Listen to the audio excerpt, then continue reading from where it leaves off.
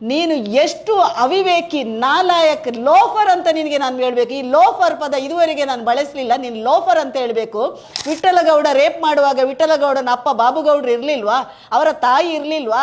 ಹೆಂಡತಿ ಇರಲಿಲ್ವಾ? 2 ಮಕ್ಕಳು ಇರಲಿಲ್ವಾ? ಅವರ ತಂಗಿಯಂದಿರು ಇರಲಿಲ್ವಾ? ಒಂದು ದಿವಸ ಬಾ, ಮನೆಗೆ ಕರ್ಕೊಂಡು ಹೋಗ್ತೇನೆ. ವಿಠಲಗೌಡ ಯಾವ ಮನೆಯಲ್ಲಿ ಇರುವುದು, ಸೌಜನ್ಯನವರ ಮನೆಯಲ್ಲಿ ಅಂತ ನೋಡು ನೀನು. 8/9/2025 ಸ್ನೇಹಮಯಿ ಕೃಷ್ಣ ಪತ್ರಕರ್ತ ಮತ್ತು ಸಾಮಾಜಿಕ ಹೋರಾಟಗಾರ, ಮೈಸೂರು. ಇವನೊಂದು ಪೊಲೀಸ್ ಅಧೀಕ್ಷಕರು SP ಅವರಿಗೆ ಒಂದು ಕಂಪ್ಲೇಂಟನ್ನು ಕೊಟ್ಟಿದ್ದಾನೆ. ಆ ಕಂಪ್ಲೇಂಟಲ್ಲಿ ನಮಗೆ ಇದು ಓದುವಾಗಲೇ ಈ ಕಂಪ್ಲೇಂಟ್ ನಿದ್ದೆ ಬರ್ತದೆ. SP ಅವರು ಇದನ್ನು ಓದಿದಾರ ಗೊತ್ತಿಲ್ಲ, ನನ್ನ ಮನಸ್ಸಿಗೆ ಅನ್ನಿಸ್ತದೆ SP ಅವರು ಇದನ್ನು ಓದಲಿಕ್ಕೆ ಸಾಧ್ಯನೇ ಇಲ್ಲ. ಇದೊಂದು 12 ಪೇಜಿನ ಕಂಪ್ಲೇಂಟ್. ನನಗೆ ಇವ ಪತ್ರಕರ್ತ ಅಂತ ಹೇಳಿದ್ದಾನೆ, ಸಾಮಾಜಿಕ ಹೋರಾಟಗಾರ. ಈ ಒಂದು ಪತ್ರಕರ್ತ ಆಗಿದ್ದವ ಮೈಸೂರಲ್ಲಿ ಇರುವವ. ಮೈಸೂರು ಮತ್ತು ದಕ್ಷಿಣ ಕನ್ನಡ ಭಾರಿ ಹತ್ತಿರ ಸಂಪರ್ಕ. ಈತನಿಗೆ 13 ವರ್ಷದಲ್ಲಿ ಸೌಜನ್ಯನ ಅತ್ಯಾಚಾರ ಮತ್ತು ಕೊಲೆ ಪ್ರಕರಣದ ಬಗ್ಗೆ ಮಹೇಶ್ ಶೆಟ್ಟಿ ತಿಮರುಡಿ ತಂಡ ಹೋರಾಟ ಮಾಡಿರುವುದು ಕಾಣಲಿಲ್ವಾ, ಅಥವಾ ಈ ಸೌಜನ್ಯನ ಬಗ್ಗೆ ಗೊತ್ತಿರಲಿಲ್ವಾ? ಈಗ ಒಂದು ಉದ್ಭವ ಆಗಿದ್ದಾನೆ. ನನಗೆ ಗೊತ್ತಿಲ್ಲ ಇವ ಯಾತಕ್ಕೋಸ್ಕರ ಬಂದಿದ್ದಾನೆ ಅಂತ. 12 ಪೇಜಿನ ಕತೆ ಪೊಲೀಸ್ ಇಲಾಖೆಗೆ ಬರೆದುಕೊಟ್ಟ ಈ ಕತೆ ನಾನು ಕಂಪ್ಲೇಂಟ್ ಅಂತ ಹೇಳಲಿಕ್ಕೆ ಇಚ್ಛೆ ಪಡುವುದಿಲ್ಲ. ಯಾವನೋ ಇವನಿಗೆ ಇದನ್ನೊಂದು ಗೀಚಿ ಕೊಟ್ಟಿದ್ದಾರೆ, ಅದಕ್ಕೆ ಒಂದು ಸೈನ್ ಮಾಡಿಕೊಂಡು ಮಾಧ್ಯಮಗಳಲ್ಲಿ ಒಂದು ಪೋಸ್ ಕೊಡ್ತಾ ಇದ್ದಾನೆ. ಯಾಕೆಂದರೆ ಇವನು ಇದರಲ್ಲಿ ಉಲ್ಲೇಖ ಮಾಡಿದ್ದಾನೆ, ಸೌಜನ್ಯ ಪ್ರಕರಣದಲ್ಲೂ ನಿಜವಾದ ಆರೋಪಿಗಳಿಗೆ ಶಿಕ್ಷೆ ಕೊಡಿಸಬೇಕೆಂದು ಅನ್ನಿಸಿದ್ದರಿಂದ ಸೌಜನ್ಯ ಪ್ರಕರಣಕ್ಕೆ ಸಂಬಂಧಿಸಿದ ಒಂದಷ್ಟು ವಿಡಿಯೋಗಳನ್ನು ವೀಕ್ಷಿಸಿ ಅವುಗಳಿಂದ ಸೌಜನ್ಯ ಪ್ರಕರಣದ ಕೆಲವು ದಾಖಲೆಗಳಿಂದ ಮತ್ತು ಬೇರೆ ಮೂಲಗಳಿಂದ ಮಾಹಿತಿಯನ್ನು ಹಾಗೂ ದಾಖಲೆಗಳನ್ನು ಸಂಗ್ರಹಿಸಿ ವಿಶ್ಲೇಷಣೆ ನಡೆಸಿದಾಗ ನಿಜಕ್ಕೂ ದಂಗಾಗಿ ಹೋದೆ ಅಂತ ಬರೆದಿದ್ದಾನೆ. ನನಗೆ ಅರ್ಥ ಆಗುವುದಿಲ್ಲ. ಇವ ಸೌಜನ್ಯ ಪ್ರಕರಣಕ್ಕೆ ಸಂಬಂಧಿಸಿದಂಥ ಒಂದಿಷ್ಟು ವಿಡಿಯೋಗಳನ್ನು ನೋಡಿ, ಅದರ ದಾಖಲೆಗಳನ್ನು ನೋಡಿ ಇವ ವಿಶ್ಲೇಷಣೆ ಮಾಡುವುದಾದರೆ ಇವ ಯಾವ ರೀತಿಯ ಪತ್ರಕರ್ತ ಅಂತ ನಮಗೆ ಗೊತ್ತಾಗುವುದಿಲ್ಲ. ಇದರಲ್ಲಿ ಬರೆದಿದ್ದಾನೆ ಪುನಃ, ಸೌಜನ್ಯ ಪ್ರಕರಣದ ತನಿಖೆ ನಡೆಸಿರುವ ಸ್ಥಳೀಯ ಪೊಲೀಸರಿಗೆ, CID ಅಧಿಕಾರಿಗಳಿಗೆ, CBI ಅಧಿಕಾರಿಗಳಿಗೆ ಒಂದು ಗಂಭೀರವಾದ ಪ್ರಕರಣದ ತನಿಖೆಯನ್ನು ನಡೆಸಲು ಬೇಕಾದ ಪರಿಣಿತಿ, ತರಬೇತಿ ಇಲ್ಲವೇ ಎಂದು ಆಶ್ಚರ್ಯಗೊಂಡೆ ಅಂತ. ಇದನ್ನು SP ಅವರಿಗೆ ಹೋಗಿ ಹೇಳಬೇಕಿತ್ತು, ಅಥವಾ ಈ ತನಿಖಾಧಿಕಾರಿಗಳು ಈಗಲೂ ಇದ್ದಾರೆ, ಅಯ್ಯೋ ಯೋಗೇಶ ಇದ್ದಾನೆ, ರುದ್ರಮುನಿ ಇದ್ದಾನೆ, ಅವರ ಹತ್ರ ಹೋಗಿ ಇವನು ಮುಂದೆ ಕೂತು ಮಾತಾಡಿದರೆ ಆದರೆ ಒಪ್ತೇನೆ, ನೀವು ಯಾವ ತರಬೇತಿ ಇಲ್ಲದ ಒಂದು ತನಿಖಾಧಿಕಾರಿಗಳು ಅಂತ ಅವರನ್ನು ಪ್ರಶ್ನೆ ಕೇಳಬೇಕಿತ್ತು. ಇವನಿಗೆ ಸ್ನೇಹಮಯಿ ಕೃಷ್ಣ ಅಂತ, ಇವನು ಯಾವ ಸ್ನೇಹಮಯಿ ಕೃಷ್ಣವ? ಇವನು ಎಲ್ಲಿವರೆಗೆ ಹೊರಟಿದ್ದಾನಂದ್ರೆ ಸೌಜನ್ಯಗಳನ್ನು ಅತ್ಯಾಚಾರ ಕೊಲೆ ಮಾಡಿದ್ದು ವಿಠಲ್ ಗೌಡ್ರು ಅಂತ ಬಿಂಬಿಸ್ಲಿಕ್ಕೆ ಹೊರಟಿದ್ದಾನೆ. ಇದು ಯಾರ ಕತೆ ಅಂತ ಗೊತ್ತಿಲ್ಲ. ನನಗೆ ಅನ್ನಿಸ್ತದೆ 13 ವರ್ಷದಲ್ಲಿ ಇಲ್ಲದಂಥ ಈ ಸ್ನೇಹಮಯಿ ಕೃಷ್ಣ, ಇವನ ಹಿಂದಿರುವ ಷಡ್ಯಂತ್ರ ಯಾವುದು, ಇವನನ್ನು ಯಾಕೆ ಕಳಿಸಿದ್ದಾರೆ? ನಾನು ಸ್ನೇಹಮಯಿ ಕೃಷ್ಣನ ಹತ್ರ ಹೇಳೋದು, ಕೃಷ್ಣ ನಿನ್ನಂಥ ಸಾವಿರಾರು ಗಟ್ಟಲೆ ಕೃಷ್ಣಗಳು ಬಂದರು, ಸೌಜನ್ಯನ ಕೇಸನ್ನು ಯಾರಿಂದು ನಿಲ್ಲಿಸಲಿಕ್ಕೆ ಸಾಧ್ಯ ಇಲ್ಲ.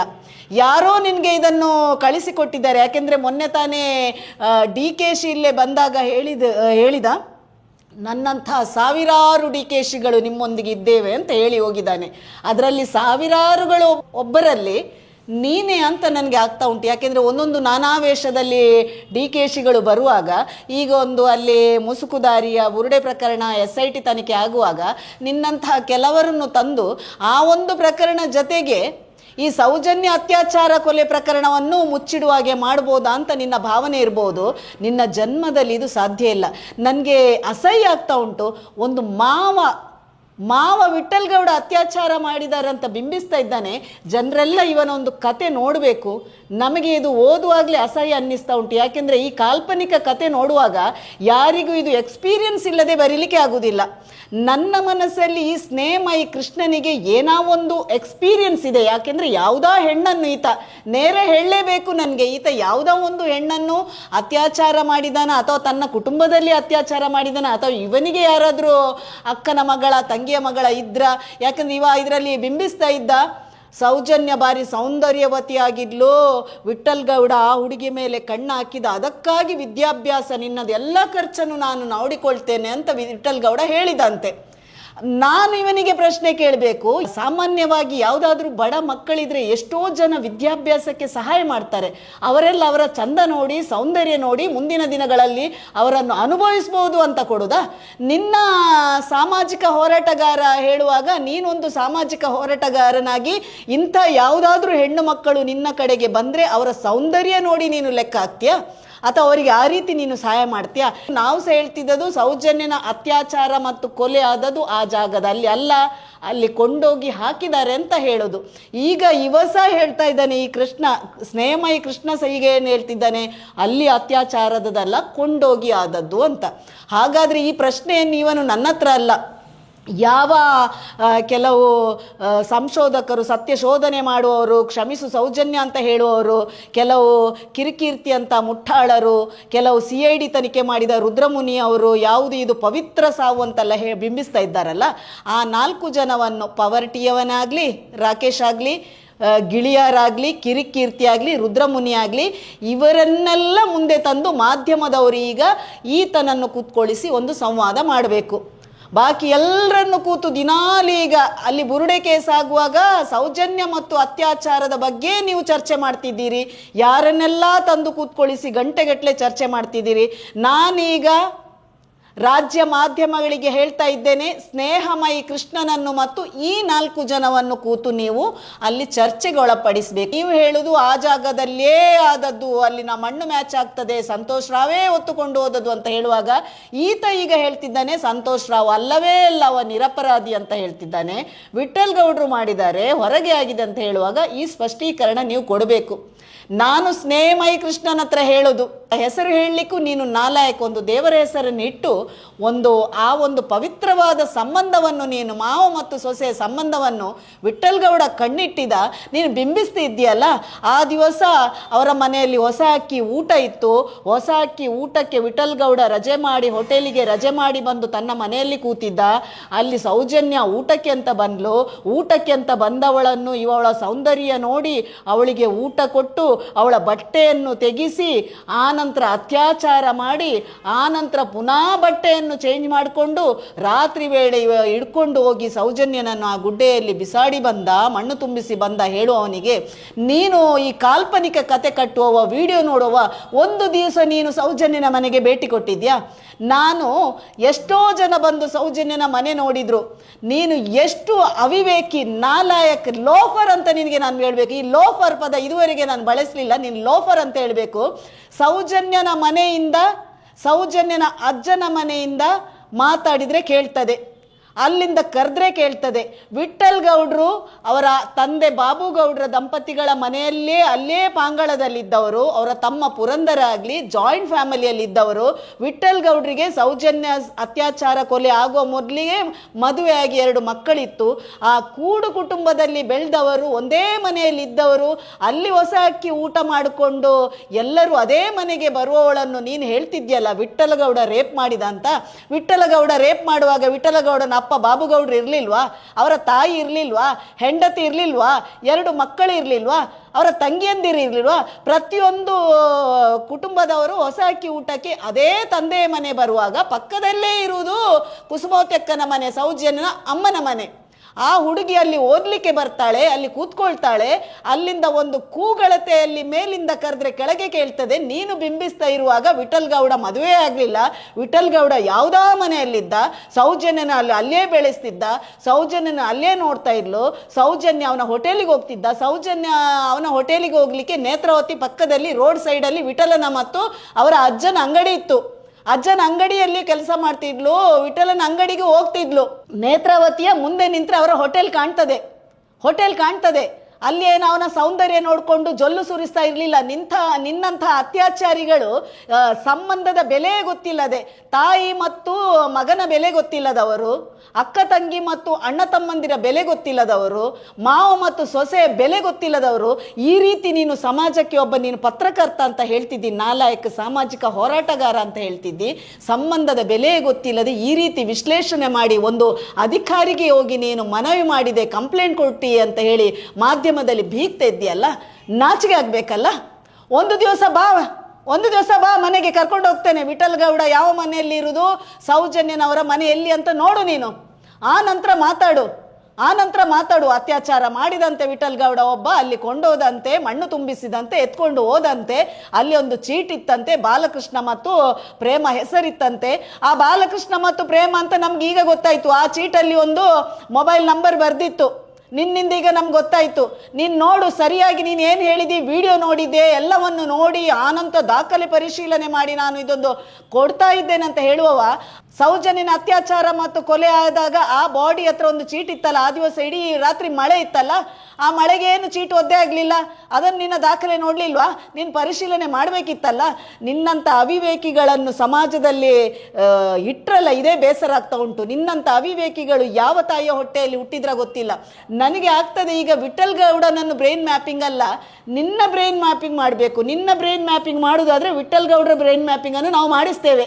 ಯಾರು ನಿನ್ನನ್ನು ಕಳಿಸಿದ್ದಾರೆ ಈ ಷಡ್ಯಂತ್ರ? ಪ್ರತಿಯೊಂದಕ್ಕೂ ನೀವು ಹೇಳ್ತೀರಲ್ಲ, ಷಡ್ಯಂತ್ರ ಮಾಡ್ತಿದ್ದಾರೆ ಅಂತ.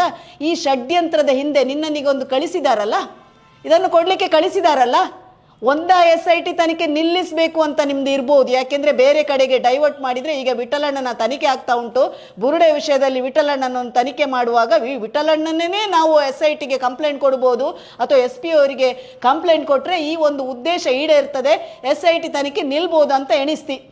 ನಾನು ನಿನಗೆ ಇನ್ನೊಮ್ಮೆ ಸವಾಲಾಗ್ತಿದ್ದೇನೆ. ನೀನಲ್ಲ, ನಿನ್ನಂಥ ಎಷ್ಟೋ ಸ್ನೇಹಮಯಿ ಕೃಷ್ಣರಲ್ಲ, ನಿನ್ನಂಥ ಸಾವಿರಾರು DKಶ ಅವರು ಈ SIT ತನಿಖೆ ನಿಲ್ಲಿಸಲಿಕ್ಕೆ ಬಂದರೂ ಸಹ ಯಾರಿಂದ ಸಹ ನಿಲ್ಲಿಸಲಿಕ್ಕೆ ಆಗುವುದಿಲ್ಲ. ಸೌಜನ್ಯನ ಹೋರಾಟ ಎಲ್ಲೂ ನಿಲ್ಲುವುದಿಲ್ಲ. ಸೌಜನ್ಯನಿಗೆ ನ್ಯಾಯ ಅಂತೂ ಖಂಡಿತ ಸಿಗ್ತದೆ. ನಿನ್ನನ್ನು ಕಳಿಸಿದ ಬಾಸ್ ಮೊದಲು ಹೀಗೆ ಮಾಡಿದ್ದು. ಇಲ್ಲಿ ಧರ್ಮಸ್ಥಳ ಗ್ರಾಮದಲ್ಲಿ ವೇದವಲ್ಲಿ ಪ್ರಕರಣ ಆದಾಗ ವೇದವಲ್ಲಿಯ ಗಂಡವೇ ಇದು ಅತ್ಯಾಚಾರ ಕೊಲೆ ಮಾಡಿದ್ದು ಅಂತ ಸಿಕ್ಕಿಸ್ಲಿಕ್ಕೆ ನೋಡಿದ್ರು. ಪದ್ಮಲತನ ಕೇಸಲ್ಲಿ ಪದ್ಮಲತನ ಅಪ್ಪನೇ ಮಾಡಿದ್ರು ಅನ್ನುವ ಒಂದು ಮಾತು ಬಂತು. ಆದ ನಂತರ ಆನೆ ಮಾವುತನ ಮತ್ತು ತಂಗಿ ಕೊಲೆಯಲ್ಲಿ, ಸುಂದರಿ ಕೊಲೆಯಲ್ಲಿ ಯಾರು ಹಕ್ಕಿಪಿಕ್ಕಿಯವರು ಕೊಲೆ ಮಾಡಿದ್ದು ಅಂತ ಬಂತು. ಸೌಜನ್ಯ ಕೇಸಲ್ಲಿ ಈಗ ಸೌಜನ್ಯನ ಮಾವ ಕೊಲೆ ಮಾಡಿದ್ರು ಅಂತ. 2025ರಲ್ಲಿ ಬಂದು ನಾನೊಂದು ಫೋಸ್ ಕೊಟ್ಟ ಕೂಡಲೇ ಎಲ್ಲ ಬದಲಾಗ್ತದಂತ ಮುಂಚಿನಾಗೆ ಇಲ್ಲ. ಜನರು ಯಾರು ಅವಿವೇಕಿಗಳಲ್ಲ, ಜನರಿಗೆ ಎಲ್ಲ ಅರ್ಥ ಆಗಿದೆ. ಪ್ರತಿಯೊಬ್ಬರಿಗೂ ಯಾರು ಮಾಡಿದ್ದು ಅಂತಲೂ ಗೊತ್ತು. ಆದರೆ ಹೇಳಲಿಕ್ಕೆ ಮಾತ್ರ ಸ್ವಲ್ಪ ಮುಜುಗರ, ಭಯ, ನಮ್ಮ ಮೇಲೆ ಏನಾದರೂ ಕೇಸ್ ಹಾಕ್ಬೋದು, ನಮ್ಮ ಮಕ್ಕಳಿಗೆ ಏನಾದರೂ ತೊಂದರೆ ಆಗ್ಬೋದು, ನಾವಲ್ಲಿ ಬದುಕಬಹುದು ಅಲ್ಲ ಅಂತ. ಮಾತಿಗೆ ಮಾತಾಡಿದ ಕೂಡಲೇ ಧರ್ಮವನ್ನು ತಂದಿಟ್ಟು ಮುಂದೆ ಇಡೋದು, ದೇವಸ್ಥಾನವನ್ನು ತಂದಿಡೋದು, ಏನು ಮಾಡಲಿಕ್ಕೆ, ಏನು ಕಟ್ಟೆ ಹೊಡಿಲಿಕ್ಕೆ ನಿಮ್ಮಿಂದ ಆಗಲಿಲ್ಲ. ಆದರೆ ಈಗ ನಿನ್ನನ್ನು ಒಬ್ಬ ಕೆಟ್ಟ ಹುಳುವನ್ನು ಕಳಿಸಿದ್ದಾರೆ. ನನಗೆ ಗೊತ್ತಿಲ್ಲ, ನಿನ್ನ ಹೆಸರು ಹೇಳಲಿಕ್ಕೆ ನನಗೆ ಅಸಹ್ಯ ಆಗ್ತಾ ಉಂಟು. ಈ ರೀತಿ ವಿಶ್ಲೇಷಣೆ ಮಾಡುವಾಗ ನಿನ್ನ ಮನಸ್ಥಿತಿ ಹೇಗೆ ಇರ್ಬೋದು? ನಿನ್ನಂಥವರ ಹತ್ರ ಬಂದರೆ ಕಷ್ಟಗಳನ್ನು ಹೇಳಿದವರು ಯಾವ ಹೆಣ್ಣು ಹಿಂದೆ ಹೋಗ್ತದಂತ ನಮಗೆ ಗೊತ್ತಿಲ್ಲ. ಯಾಕೆಂದರೆ ಈ ಒಂದು ಕಟ್ಟುಕತೆ ಕಟ್ಟುವವ ಇದು ನಿನ್ನ ಕಾಲ್ಪನಿಕ ಕತೆ ಅಲ್ಲ. ನನಗೇನ ನೀನು ಪ್ರಾಕ್ಟಿಕಲ್ ಎಕ್ಸ್ಪೀರಿಯನ್ಸ್ ಇದ್ದಾಗೆ ಆಗ್ತಾ ಉಂಟು. ಇಷ್ಟೆಲ್ಲ ನೀನು ವಿವರಿಸುವಾಗ ನಿನಗೆ ಒಂದು ಸೌಂದರ್ಯವತಿಯಾದ ಹೆಣ್ಣು ಮಗಳು ಹೊರಗಿನವಳಲ್ಲ, ನಿನ್ನ ಕುಟುಂಬದವರನ್ನೇ ನೋಡುವಾಗ ನಿನಗೆ ಈ ರೀತಿ ಅನ್ನಿಸ್ಬಹುದಾ? ನಿನ್ನಲ್ಲಿ ಯಾರನ್ನಾದರೂ ಇನ್ನು ಕಳಿಸುವುದು ಭಾರಿ ಕಷ್ಟ. ನಾನು ಜನರಲ್ಲಿ ಹೇಳುವುದು, ಮೈಸೂರಿನ ಜನರು ಸ್ವಲ್ಪ ಜಾಗ್ರತೆ ವಹಿಸಬೇಕು. ಈ ಸ್ನೇಹಮಯಿ ಕೃಷ್ಣನ ಹತ್ರ ಒಬ್ಬ ಪತ್ರಕರ್ತ ಅಂತ ಹೇಳ್ತಾನೆ, ನನಗೆ ಗೊತ್ತಿಲ್ಲ, ಸಾಮಾಜಿಕ ಹೋರಾಟಗಾರ ಅಂತ ಬಿಂಬಿಸುವವನ ಹತ್ರ ಯಾರಾದರೂ ತನ್ನ ಹೆಣ್ಮಕ್ಕಳನ್ನು ದಯಮಾಡಿ ಏನಾದರೂ ನಿಮಗೆ ಸಹಾಯ ಬೇಕಿದ್ರೆ ಈತನ ಹತ್ರ ಹೋಗಬೇಡಿ. ಅದಂತೂ ಒಂದು ಸೌಂದರ್ಯವತಿಯಾದ ಹುಡುಗಿಯರಿದ್ರು, ಖಂಡಿತ ಈತನ ಜೊತೆ ಹೋಗಬೇಡಿ, ಈತನ ಹತ್ರ ಕಳಿಸಲೇಬೇಡಿ ಯಾವ ಕುಟುಂಬದವರು. ಯಾಕೆಂದರೆ ಮುಂದಿನ ದಿನಗಳಲ್ಲಿ ಈ ಕಾಲ್ಪನಿಕ ಕತೆ, ಕಟ್ಟುಕತೆ ನಿಜವಾಗಿ ಪ್ರಾಕ್ಟಿಕಲ್ ಆಗಿ ಮಾಡಬಹುದು ಈತ. ದಕ್ಷಿಣ ಕನ್ನಡದ ಕೆಲವು ಹಿರಿಯ ಪತ್ರಕರ್ತರು ಅಂತ ಹೇಳುವವರು, ಕೆಲವು ಸಾಮಾಜಿಕ ಹೋರಾಟಗಾರರು ಅಂತ ಹೇಳುವವರು, ಕೆಲವು ಅವಿವೇಕಿಗಳು, ಅವರ ಮನೆಯಲ್ಲಿಯೂ ಹೆಣ್ಣು ಮಕ್ಕಳಿದ್ದು, ಅವರ ಮನೆಯಲ್ಲಿಯೂ ತಾಯಿ ಇದ್ದು, ಅವರ ಮನೆಯಲ್ಲಿಯೂ ತಂಗಿಯರಿದ್ದು, ಯಾವನ ಒಬ್ಬ ಲೋಫರ್ ಬಂದಿದ್ದನ್ನು ಕೊಟ್ಟ ಕೂಡಲೇ ವಿಠಲ್ ಗೌಡವೇ ಅತ್ಯಾಚಾರಿ ಅಂತ ಪ್ರಶ್ನಾರ್ಥಕ ಚಿಹ್ನೆ ಹಾಕುವವರಿಗೆ ನಾಚಿಕೆ ಆಗಬೇಕು. ನಿಮ್ಮ ಮನೆಯಲ್ಲಿಯೂ ಹೆಣ್ಮಕ್ಕಳಿದ್ದಾರೆ. ಯಾಕೆಂದರೆ ವಿಠಲ್ ಗೌಡ್ರ ಮನೆಗೊಮ್ಮೆ ಭೇಟಿ ಕೊಡಿ, ಸೌಜನ್ಯನ ಮನೆಗೊಮ್ಮೆ ಭೇಟಿ ಕೊಡಿ. ವಿಠಲ್ ಗೌಡ್ರು ಯಾರ ಮನೆಯಲ್ಲಿ ಇದ್ದದ್ದು, ವಿಠಲ್ ಗೌಡ್ರ ಮತ್ತು ಸೌಜನ್ಯನ ಮನೆಗೆ ಎಷ್ಟು ಅಂತರ ಉಂಟು, ವಿಠಲ್ ಗೌಡ್ರು 2012ರಲ್ಲಿ ಅತ್ಯಾಚಾರ ಮತ್ತು ಕೊಲೆ ಪ್ರಕರಣ ಆಗುವಾಗ ಕೂಡು ಕುಟುಂಬದಲ್ಲಿ ಇದ್ರ, ಅಥವಾ ವಿಠಲ್ ಗೌಡ್ರು ಎಲ್ಲಿಯೂ ಮದುವೆ ಆಗದೆ ಒಂದು ಕೋಣೆಯಲ್ಲಿದ್ದ, ಅಥವಾ ಲಾಡ್ಜಲ್ಲಿದ್ನ, ಅಥವಾ ಒಂದು ಹೋಟೆಲಲ್ಲಿ ಇದ್ನ ಅಂತ ನೋಡಬೇಕಿತ್ತು. ಅಂಥ ಮುಟ್ಟಾಳರು ಇಲ್ಲಿ ನೀವು ಇದನ್ನು ನೋಡಿಕೊಂಡು ವಿಘ್ನ ಸಂತೋಷಿಗಳಾಗಿ ಸೋಷಿಯಲ್ ಮೀಡಿಯಾದಲ್ಲಿ ವೈರಲ್ ಮಾಡ್ತಿದ್ದೀರಲ್ಲ, ಮುಂದೊಂದು ದಿನ ನಿಮ್ಮ ಮನೆಗಳಿಗೂ ಈ ಶಾಪ ತಡ್ತದೆ. ಯಾರು ಸೌಜನ್ಯನ ವಿಷಯದಲ್ಲಿ ಸೌಜನ್ಯನ ವಿಷಯದಲ್ಲಿ ಕಾಲ್ಪನಿಕ ಕತೆ ಕಟ್ಟಿಕೊಂಡು ಬರುವಾಗ ಅದನ್ನು ವೈರಲ್ ಮಾಡಿಕೊಂಡು ವಿಘ್ನ ಸಂತೋಷಿಗಳಾಗಿ ಅದನ್ನು ಬಿಂಬಿಸ್ತಾ ಇದ್ದೀರಲ್ಲ, ಮುಂದೊಂದು ದಿನ ಈ ಹುಡುಗಿಯ ಶಾಪ ನಿಮ್ಮ ಮನೆಯ ಮಕ್ಕಳಿಗೂ, ನಿಮ್ಗೆ ಹೆಣ್ಣು ಮಕ್ಕಳಿದ್ರೆ ಖಂಡಿತ ಇದರ ಶಾಪ ತಡ್ತಿದೆ. ಇವರ ಮನೆಯವರಿಗೂ ಇಂಥದ್ದೊಂದು ಬರಲಿ, ಇಂಥೆಲ್ಲ ತಂದು ಕೊಡುವಾಗ ಅದನ್ನು ಹಾಕ್ತಾ ಇದ್ದೀರಲ್ಲ ನೀವು. ವಿಠ್ಠಲಣ್ಣ ಒಂದು ವೇಳೆ ಕುಸುಮಕ್ಕನ ಜೊತೆ ಇರದಿದ್ರೆ ಇವತ್ತು ಕುಸುಮಕ್ಕ ಉಳಿತಾ ಇರಲಿಲ್ಲ. ಒಂದು ಅಕ್ಕನ ಹಿಂದೆ ನಿಂತದ್ದು ಒಂದು ತಮ್ಮ. ಯಾವತ್ತೋ ಕುಸುಮಕ್ಕನನ್ನು ಕೊಂದು ಬಿಸಾಡ್ತಾ ಇದ್ರು ಅಥವಾ ವಿಠಲಣ್ಣನನ್ನು ಕೊಂದು ಬಿಸಾಡ್ತಾ ಇದ್ರು. ಒಂದು ವೇಳೆ ವಿಠಲಣ್ಣನೇ ಸೌಜನ್ಯನ ಅತ್ಯಾಚಾರ ಮತ್ತು ಕೊಲೆ ಮಾಡಿದ್ರೆ ಯಾವುದೇ ಒಂದು ತಮ್ಮ ಅದನ್ನು ಮುಚ್ಚಿಡ್ತಿದ್ದ. ಅಕ್ಕ ನಮ್ಗೆ ಇದ್ರ ಅವಶ್ಯಕತೆ ಇಲ್ಲ, ನಾವು ಹೋರಾಟ ಮಾಡೋದು ಬೇಡ, ಸುಮ್ಮನೆ ಇರುವ ಅಂತ ನಾಟಕ ಆಡ್ತಿದ್ದ. ಯಾವಾಗ ಕುಸುಮಕ್ಕನನ್ನು ಒಂದು ವಾರದ ಒಳಗೆ ಬೆಳ್ತಂಗಡಿಯಲ್ಲಿ ಸಭೆ ಆಗುವಾಗ ಅವರ ಅಪ್ಪನನ್ನು ಆ ವೇದಿಕೆಯಲ್ಲಿ ಕೂತ್ಕೊಳ್ಳಿಸಿ ಸಂತೋಷ್ ರಾವೇ ಅತ್ಯಾಚಾರ ಮಾಡಿದಾನೆ ಅಂತ ಬಿಂಬಿಸ್ಲಿಕ್ಕೆ ಆ ಸಭೆಯಲ್ಲಿ ಕೂತ್ಕೊಳ್ಳುವಾಗ ಕುಸುಮಕ್ಕನನ್ನು ಕೊಂಡೋಗಿ ಬೆನಕ ಹಾಸ್ಪಿಟಲಲ್ಲಿ ಅವರಿಗೇನು ತಲೆಗೆ ಪ್ರಾಬ್ಲಮ್ ಆಗಿದೆ ಅಂತ ಅಡ್ಮಿಟ್ ಆದಾಗ ಇದೇ ವಿಠಲಣ್ಣ ಅವರನ್ನು ಕೊಂಡೋಗಿ ಡಿಸ್ಚಾರ್ಜ್ ಮಾಡಿಸಿಕೊಂಡು ಪ್ರೆಸ್ ಮೀಟ್ ಮಾಡಿದ್ರು. ವಿಠಲಣ್ಣನಿಗೆ ಅವಶ್ಯಕತೆ ಇತ್ತಾ? ಸಂತೋಷ್ ರಾವೇ ಅತ್ಯಾಚಾರಿ ಅಂತ ಆಗ್ತಿದ್ರೆ ವಿಠಲಣ್ಣ ಖುಷಿಯಲ್ಲಿ ಕೂತ್ಕೊಳ್ಬೋದಿತ್ತು. ನನ್ನ ಹೆಸರು ಬರಲೇ ಇಲ್ಲ, ಸಂತೋಷ್ ರಾವ್ ಅತ್ಯಾಚಾರಿ ಅಂತ ಕೊಂಡೋಗಿದ್ದಾರೆ, ಇನ್ನೇನಿದ್ರು ಸಂತೋಷ್ ರಾವ್ ಅಂತೆ ಮಾತಾಡದೆ ಕೂತ್ಕೊಳ್ಬೋದಿತ್ತು. ಇವರೆಲ್ಲ ಹೇಳ್ತಾರೆ ಸಂತೋಷ್ ರಾವ್ ಅನ್ನು ಬಿಡುಗಡೆ ಮಾಡಿದೆ ವಿಠಲ್ ರಾವ್ ಖರ್ಚು ಮಾಡಿದಂತ ಹೇಳುವಾಗ ವಿಠಲ್ ರಾವಿಗೆ ಇದರ ಅವಶ್ಯಕತೆ ಇತ್ತ? ಸಂತೋಷ್ ರಾವನ್ನು ಎಷ್ಟ ಖರ್ಚು ಮಾಡಿ ವಿಠಲ್ ರಾವೇ ಬಿಡುಗಡೆ ಮಾಡಿದ್ದಾರೆ. ಒಬ್ಬ ಅತ್ಯಾಚಾರಿ, ಈ ಕುಟುಂಬದವರೇ ಅತ್ಯಾಚಾರಿ ಪರ ನಿಂತಿದ್ದಾರೆ, ಸಂತೋಷ್ ರಾವನ್ನು ಬಿಡುಗಡೆ ಮಾಡಲಿಕ್ಕೆ ಈ ಕುಟುಂಬವೇ ಹೋಗಿ ಸಾಕ್ಷಿ ಅಂತ ಹೇಳಿದೆ ಅಂತ ಒಂದು ಕಡೆಯಲ್ಲಿ ನೀವು ಅಪಪ್ರಚಾರ ಮಾಡುವುದಾದ್ರೆ, ಹಾಗಾದ್ರೆ ವಿಠಲಣ್ಣ ಖರ್ಚು ಮಾಡುವುದಾದ್ರೆ ಸಂತೋಷ್ ರಾವಿಗೆ ಅವಶ್ಯಕತೆ ಇತ್ತ? ಸಂತೋಷ್ ರಾವ್ ಆ ಸಲವೇ ಅತ್ಯಾಚಾರಿ ಪಟ್ಟ ಇಟ್ಕೊಂಡು ಜೈಲಲ್ಲಿ ಕೂತ್ಕೊಳ್ತಿದ್ದ.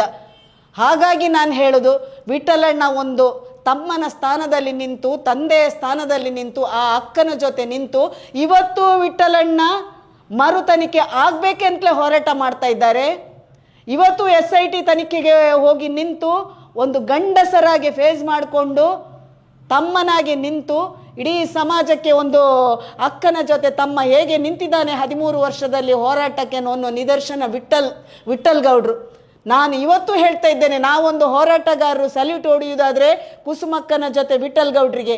ಯಾಕೆಂದರೆ ಇವರಿಗೆ ಒಂದು ಬೆಂಬಲವಾಗಿ ನಿಂತ ಬೇರೆಯವರಾದರೆ ಯಾರ ತಮ್ಮಂದಿರು ಸಾಕಾಯಿತು ನಮಗೆ, ಯಾಕೆ ಹೋರಾಟ, ನಮ್ಮ ದಾರಿ ನೋಡುವ ಅಂತ ಸುಮ್ಮನೆ ಕೂತಿದ್ರು. ಎಷ್ಟೋ ಆಮಿಷಗಳು ಬರುವಾಗ ತಗೊಂಡು ಬಾಯಿ ಮುಚ್ಚಿಕೊಂಡು ಕೂತ್ಕೊಳ್ಬೋದಿತ್ತು. ಇವರದೇ ನೇತ್ರಾವತಿ ಹತ್ರ ಹೋಟೆಲ್ ಇಟ್ಕೊಂಡು ಇವರದೇ ದೇವಸ್ಥಾನದಲ್ಲಿ ಎಲ್ಲರೂ ಒಟ್ಟಿಗೆ ಅಲ್ಲಿ ಬೆಳೆದವರು ಕೆಲಸ ಮಾಡಿಕೊಂಡು ಇದ್ರೂ ಸಹ ಯಾವನೇ ಒಂದು ಎಂಜಲು ಹಣಕ್ಕೆ ಕೈ ಚಾಚದೆ ತನ್ನ ಸೊಸೆಗೆ ಆದ ಅತ್ಯಾಚಾರ ಮತ್ತು ಕೊಲೆ ಪ್ರಕರಣ ಒಂದು ದಿನ ಮುಂದೆ ಬರಬೇಕೇ ಎನ್ನುವಂಥ ಹೋರಾಟ ಮಾಡುವ ಆ ಮಾವನಿಗೆ ಇವತ್ತು ನೀವು ಕತೆಗಡ್ತಿದ್ದೀರಲ್ಲ. ಯಾವತ್ತೇ ನಿಲ್ಲಿಸ್ಬೋದಿತ್ತಲ್ಲ ವಿಠಲಣ್ಣನಿಗೆ ಈ ಕೇಸ್? ಇಷ್ಟು ಹೋರಾಟ ಮಾಡೋ ಅವಶ್ಯಕತೆ ಇತ್ತಾ? ಬೇರೆ ಯಾರು ಇಲ್ಲದಿದ್ದರೆ ವಿಠಲ್ ಗೌಡ ಹೆದರಬೇಕಿತ್ತು. ಸಂತೋಷ್ ರಾವೇ ಎಲ್ಲರೂ ನೀವು ಮಾಧ್ಯಮದಲ್ಲಿ ಕೂತು ಹೇಳ್ತಾ ಇದ್ದೀರಲ್ಲ, ಸಂತೋಷ್ ರಾವನ ಹೆಸರಿಗೆ ಸಂತೋಷ್ ರಾವೇ ಅತ್ಯಾಚಾರಿ ಅಂತ ಆದಮೇಲೆ ಅವರನ್ನು ಬಿಡಿಸ್ಲಿಕ್ಕೆ ಹೋಗೋ ಅವಶ್ಯಕತೆ ಇತ್ತ? ನೀವೇ ಹೇಳಿದ್ರಲ್ಲ, ಖರ್ಚು ಮಾಡಿದ್ರಂತ. ಬಿಡಿಸ್ಲಿಕ್ಕೆ ಹೋಗಿ ಮರು ತನಿಖೆ ಆಗಬೇಕಂತ ಒತ್ತಡ ಹೇರುವುದಾದ್ರೆ ವಿಠಲ್ ಗೌಡ್ರನ್ನೇ ನೀವೀಗ ಬಲಿಪಶು ಮಾಡಲಿಕ್ಕೆ ಹೊರಟಿದ್ದೀರಲ್ಲ, ನಿಮ್ಮಿಂದ ಏನು ಮಾಡಲಿಕ್ಕೆ ಸಾಧ್ಯ ಇಲ್ಲ. ಇಂಥ ಸಾವಿರಾರು ಸ್ನೇಹಮಯಿ ಕೃಷ್ಣ ಬರಲಿ, ಯಾರು ಬಂದರೂ ಈ ಸೌಜನ್ಯನ ಹೋರಾಟ ನಿಲ್ಲಿಸಲಿಕ್ಕೆ ಸಾಧ್ಯನೇ ಇಲ್ಲ.